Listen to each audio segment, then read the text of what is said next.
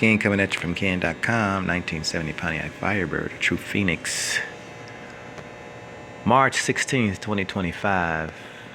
Rodan is what I call them. Getting ready to put some seats in her so that I can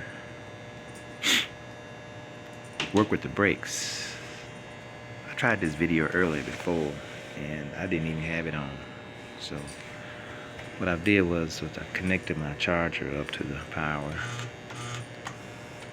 and I'm lifting these up because when I first got these were down. I need to get to these bolts here so I can take this bracket off, so I can match this bracket up to the car easier without all this being in the way.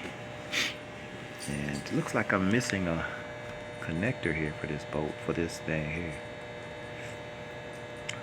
This one goes forward and backward. This motor here goes up and down for the left side.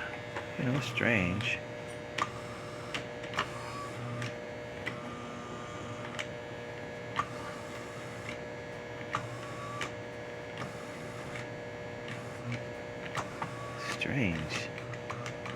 But I guess it works out some kind of way. Okay guys, I'll take it easy and I'll talk to y'all later. We're gonna put this seat in the car.